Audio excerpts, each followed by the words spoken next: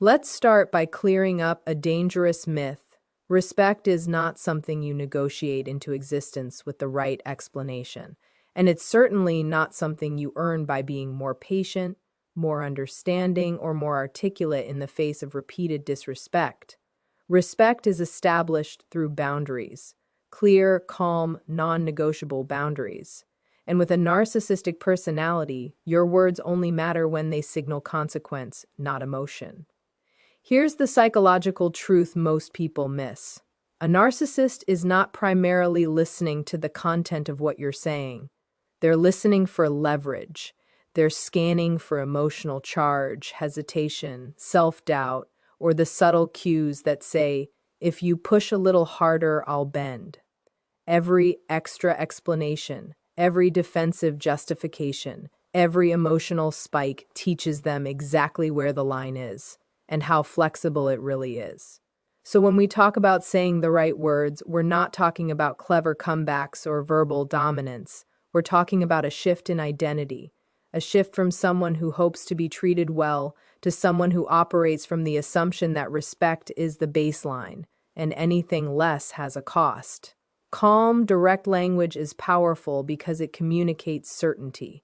Certainty is the one thing narcissistic behavior cannot manipulate. When your tone is steady and your words are final, you're no longer participating in the game, you're changing the rules of the environment. Most people fail here because they confuse boundaries with explanations. They think if they can just help the other person understand how hurt they feel, or why something is unfair, or how it affects them, then the behavior will stop. But philosophically speaking, that approach puts your emotional well-being in someone else's hands. It says, if you understand me enough, I'll be okay. That's not power, that's dependency. A boundary is not a debate. It's a declaration of where you end and another person begins. And psychologically, it only works when it's delivered without emotional excess. Not angry, not pleading, not defensive, just grounded. Think about the difference between saying, why do you always talk to me like that? That's really hurtful, and I don't think it's fair, versus saying, I'm not continuing this conversation if it becomes disrespectful. One invites argument, the other establishes terms. Notice what's missing in the second statement. There's no accusation, no emotional exposure, no request for validation, and most importantly, no opening for manipulation. You're not asking them to change, you're stating what you will do if the behavior continues. This is where philosophy quietly enters the room. At its core, a boundary is an expression of self-respect, and self-respect is not something you feel, it's something you practice. The moment your words align with your actions, you communicate something far more powerful than confidence. You communicate inevitability. When you say, that doesn't work for me, and you mean it, when you're prepared to disengage, leave, hang up, or withdraw access, you're no longer relying on their approval. You're anchored in your own authority. And authority, real authority, doesn't raise its voice. Now let's be clear, this is not about controlling or intimidating someone. In fact, the paradox is that the less you try to control the narcissist, the more control you regain over yourself. Boundaries are not weapons, they are filters. They determine what gets access to you and what doesn't. A narcissistic individual often tests boundaries not because they want conflict, but because they're assessing structure. Chaos feels unsafe to them, even if they create it. When you provide clear structure through consistent language and follow-through, you remove the incentive to keep pushing, not because they've suddenly become empathetic, but because the payoff is gone. And here's where most people sabotage themselves. Inconsistency. They say the words once, maybe twice, but then they break their own boundary the moment guilt, fear, or hope creeps in. That teaches the narcissist that your words are temporary and your limits negotiable. Respect erodes not from what you say, but from what you tolerate after you've said it. So the real work is internal. It's deciding ahead of time what behavior you will and will not accept, and being willing to endure the discomfort that comes with enforcing that decision. because there will be discomfort. Silence can feel brutal. Walking away can feel cold. Ending a conversation can feel rude. But ask yourself a deeper question. Is momentary discomfort more costly than long-term self-betrayal? When your language is calm and your boundary is enforced, something subtle but profound happens. You stop trying to be understood by someone who benefits from misunderstanding you. You stop performing emotional labor for someone who doesn't reciprocate it, and you stop outsourcing your sense of worth to their reaction. At that point, the dynamic changes, not always dramatically, not always immediately, but decisively. Because you're no longer reacting, you're choosing, and choice is the foundation of power. So if there's one thing to carry with you from this, let it be this. The most powerful words you can say to someone who disrespects you are the ones that don't explain, don't escalate, and don't ask for permission, because they come from a place where you've already decided who you are and what you stand for. Once boundaries are in place, something interesting happens. The battlefield shifts. You're no longer negotiating terms, you're observing behavior. And this is where the second principle becomes decisive, withdrawing emotional fuel. Because if boundaries define the structure of the relationship, emotional energy is what keeps the old dynamic alive. A narcissistic pattern is sustained by attention, reaction, and emotional intensity. That doesn't always mean admiration. Anger works just as so does frustration, hurt, defensiveness, and the endless loop of trying to be seen or understood. From a psychological standpoint, emotional reactivity functions like oxygen. Remove it, and the fire loses its ability to spread.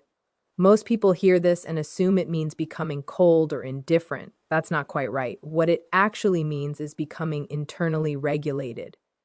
It's the difference between numbness and neutrality. Neutrality is conscious. It's deliberate. It's a choice to stop letting another person dictate your internal state. Here's the philosophical pivot most people miss. The narcissist doesn't control you through power. They control you through meaning. They assign meaning to your reactions. They measure their influence by how much emotional weight they carry in your life. When you stop supplying that weight, you quietly reclaim authorship over your own experience. This is why consistency matters more than cleverness. You don't need to win arguments. You don't need to expose hypocrisy. You don't need to prove your point. Every attempt to win emotionally just reinforces the game. Instead, you respond with brevity, clarity, and repetition. Not as a tactic, but as a reflection of your values. When you say, "I've already shared my position," and then you stop engaging, you're not being dismissive, you're being self-directed. When you say, "I'm comfortable with my decision," you're signaling closure, not superiority. And when you say, "We can talk when this is respectful," you're not threatening. You're setting conditions for access. Notice the through line here. None of these statements demand change. They don't challenge identity. They don't provoke shame. They simply remove reward. And psychologically, behavior without reward eventually extinguishes itself. But let's talk about the internal resistance that shows up right here, because this is where people stumble. Withdrawing emotional fuel can feel like abandonment, cruelty, or failure, especially if you've been conditioned to equate empathy with self-sacrifice. But empathy without boundaries isn't compassion, it's self-erasure. You are not responsible for regulating another adult's emotions. You are responsible for regulating your own. And when you take that responsibility seriously, you stop trying to manage how they feel about your choices. That's freedom. There's also a deeper philosophical layer at play. Stoic thinkers understood this centuries ago. They taught that the only things truly within our control are our judgments, our actions, and our responses. Everything else, other people's reactions, interpretations, and behavior, falls outside that circle. The narcissistic dynamic collapses the moment you stop confusing influence with responsibility. This doesn't mean the narcissist will suddenly become respectful or self-aware. Sometimes they escalate. Sometimes they test harder. Sometimes they attempt guilt, charm, or provocation. But this is where your inner work shows. When your response remains unchanged, calm, minimal, consistent, you send a clear message. The old tools no longer work here. And here's the paradoxical outcome. Respect often follows not because they've developed empathy, but because they've recognized boundaries that cannot be breached without consequence. In the absence of emotional payoff, disrespect becomes inefficient. At the same time, something far more important is happening inside you. Your nervous system begins to settle. You stop living in anticipation of the next interaction. You stop rehearsing conversations in your head. You stop carrying emotional residue that doesn't belong to you. And that reclaimed energy becomes available for things that actually matter: your growth, your clarity, your peace. This is why withdrawal of emotional fuel is not passive. It's an act of authorship. You're deciding where your attention goes. You're deciding what deserves your emotional investment. And attention, philosophically speaking, is the currency of your life. Wherever you spend it consistently is what grows. So when you choose not to engage in circular arguments, when you choose silence over self-betrayal, when you choose to walk away instead of proving a point, you're not losing, you're graduating. You're stepping out of a dynamic that thrives on reaction and stepping into one rooted in self-command. Let me say this clearly. You don't stop disrespect by changing the narcissist. You stop disrespect by changing the conditions under which it can exist. Boundaries establish the structure. Emotional withdrawal removes the incentive. Together, they form a system that protects your dignity without requiring anyone else's permission. And here's the final truth to sit with.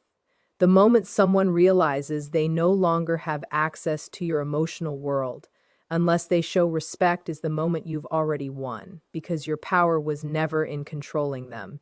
It was always in choosing yourself.